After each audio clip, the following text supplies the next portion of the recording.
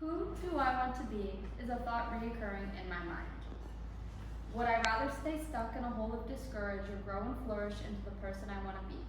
Hi, I'm Chelsea, and I'm here to share my struggles on perfection and how that led to my diagnosis of anorexia nervosa subtype restricted.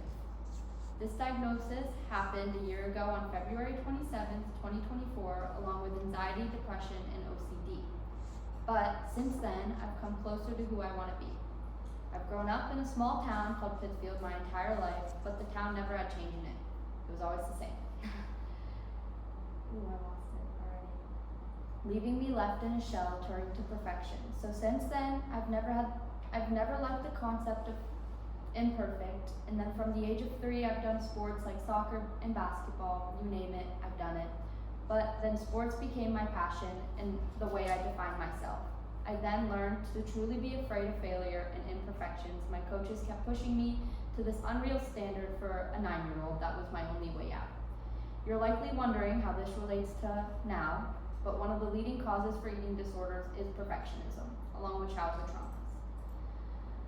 This perfect person I created in my mind led to disordered eating and severe body dysmorphia, and this started in 2023, trying to find imperfections in my body, but perfection feels real. It creeps inside of you like trying to pull it out feels impossible. At this time, I let those unknown voices take me for granted. I was gone. I wished for somebody to ask me one question. Chelsea, how are you doing? My restriction began getting worse. It truly started impacting my day-to-day life. It progressively got worse around basketball season. During games, my fatigue and lack of nutrition made things really difficult. I tried to hide it by energy drinks and such, praying nobody would ever notice, but I still wish I would have had one person ask me one question. But I then realized I wasn't going to be able to hide this anymore. My fainting, the bed rotting, and the avoidance was something I was going to face. The reality of many people knowing about my struggles and needing to ponder over my problems broke me completely. My illness continuously kept taking over my life, and the countless nights of screaming and crying at my parents always ended up in me saying, I'm sorry I'm this way, I don't know why the voices are loud, they're not me. Even with all of this, my mind had one thought, to be sick, to be the lowest number possible, and with this mindset, my parents made a decision to send me to a residential facility.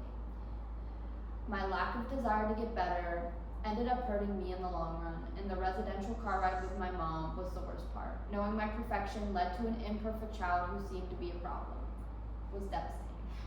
My sickness took over my life and my love for the world. I remember hugging my mom before I went up to the treatment floor, feeling my mom's tears land on my head. I felt like the worst daughter in the world. I then stayed on the treatment floor for a day, but then got told I was too sick to be there and they called an ambulance to bring me to Boston Children's Hospital.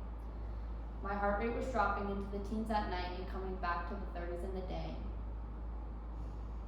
I had the hardest time there. I didn't feel sick enough. I didn't feel anything. From being there, I was force-fed or threatened with an NG tube, so I just ate. I was on bed rest for a week. I wasn't allowed to even use the commode right next to me. I had to have a clinical assistant with me the entire time. My nurse, Katie, was my biggest cheerleader. She hugged me on my worst days and told me I was worth it, and always supported me no matter what. No matter how angry at the world I was, I knew I always had Katie. I spent my birthday and Easter here, and that gave me the strength that I have today. Katie gave me purpose to keep going. This is where my recovery began. After my 2 weeks of despair there, I went back to CEDC, the treatment center, restoring weight and learning skills from my team for 8 weeks, then went back home and haven't gone back. But to this day, I still struggle with the cycle of relapse, but I don't let my illness take over my life and my true purpose. I do have hopes and dreams I think about every day. I think of the girls and boys I met who helped me build myself into who I am today, and Katie for never giving up on me. Katie is one of my main reasons I am still okay today. I'm okay today because I'm strong and willing because of her. A year ago today, I wasn't that girl. Now instead of hurting my body, I fuel it with yummy foods. I go on runs, I go to the gym, but I also enjoy going out to eat with my friends because I have that autonomy now. I'm more than a body, and I'm as strong as Katie, and I am strong, as Katie would say. And of course, I still have days where I stand in the mirror, bawling my eyes out, afraid to eat, picking myself apart. But some days, I still can't even leave my room because of how intense my emotions are. But these thoughts don't define who I am or will be.